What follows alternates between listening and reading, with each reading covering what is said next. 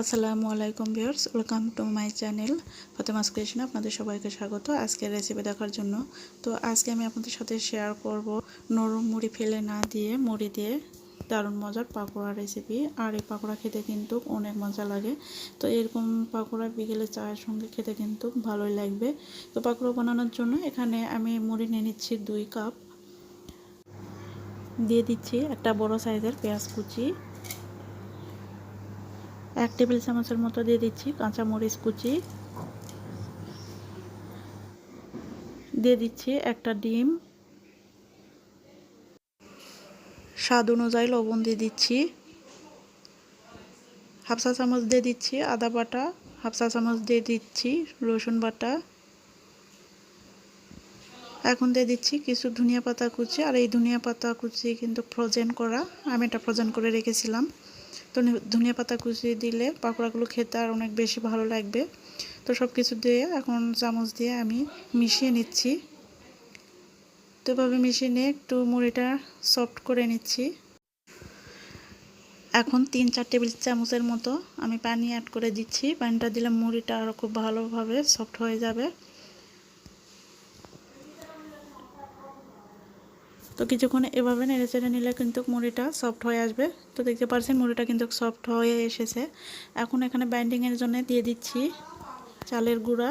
এখানে half cup চালের গুঁড়া দিয়ে দিলাম। চাইলে এখানে ময়দা অথবা বেসনও দিয়ে দিতে পারেন। এখন হাত দিয়ে সব কিছু একসঙ্গে মেখে নেব। তো যদি মনে করেন যে পানি বেশি হয়ে গেছে সেই ক্ষেত্রে আর একটু চালের গুঁড়ি ব্যবহার করতে পারেন। তো হাত দিয়ে আমি খুব ভালো করে মেখে নিয়েছি। এখন এখান থেকে একটু করে নিয়ে আমি মুঠোর মধ্যে এভাবে চেপে চেপে নিয়ে চমচমের মতো করে শেপ দিয়ে নেব, একটু লম্বা করে, তাহলে দেখতে আরও বেশি ভালো লাগবে। তো চাইলে কিন্তু কোনোভাবেও বানিয়ে নিতে পারেন, গোল গোল করেও বানিয়ে নিতে পারেন অথবা বড়ার মতো করেও বানিয়ে নিতে পারেন। তো সবগুলো আমি বানিয়ে নিয়েছি। এখন ভাজার জন্য আমি চুলায় একটা প্যানে পর্যাপ্ত পরিমাণে তেল দিয়েছি। তেলটা খুব ভালোভাবে গরম করে নিয়েছি। আর পাকোড়াগুলো আমি দিয়ে দিচ্ছি তেলের মধ্যে।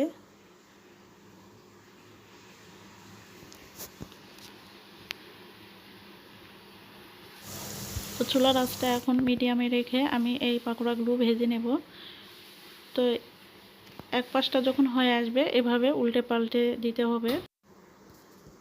তো 2 থেকে 3 বার আমি এভাবে উল্টে পাল্টে নেব যেন চারিদিকে একই কালার আসে, তাহলে দেখতে এবং খেতে দুটোই ভালো লাগবে। তো পাকোড়াগুলো যখন ভাজতে ভাজতে একটা সময় কালার চলে আসবে, ওই পর্যায়ে আমি তুলে নেব পাকোড়াগুলো। তো পাকোড়াগুলো কিন্তু একটু লাল লাল করে ভেজে নিতে হবে, তাহলে কিন্তু খেতে আরও বেশি ভালো লাগবে, মচমচে হবে।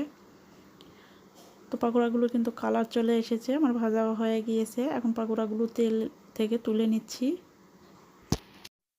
এই পাকোড়াগুলো ভাজতে কিন্তু খুব বেশি সময় লাগে না, আবার অল্প উপকরণে এই পাকোড়া ভাজা যায়।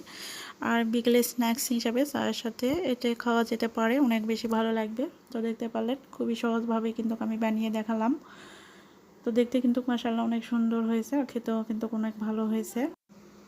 তো নরম মুড়ি ফেলে না দিয়ে আপনারাও কিন্তু এরকম একটা পাকোড়া রেসিপি বানিয়ে চায়ের সঙ্গে খেতে পারেন, দেখবেন অনেক বেশি ভালো লাগবে। এই পাকোড়াগুলো খেতে কিন্তু অনেক মুচমুচে হয়েছে। তো একটা পাকোড়া আমি ভেঙে দেখিয়ে দিচ্ছি কতটা মুচমুচে হয়েছে।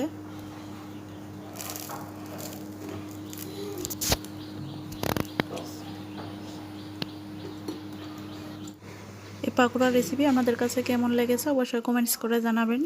ভিডিওটি যদি ভালো লাগে লাইক কমেন্ট শেয়ার করে দেবেন। আর এরকম নিত্য নতুন রেসিপি পেতে আমার চ্যানেলটিকে সাবস্ক্রাইব করে পাশে থাকা বেল আইকনটি প্রেস করে রাখবেন। আজকে এখানেই বিদায় নিচ্ছি। আল্লাহ হাফেজ। আসসালামু আলাইকুম।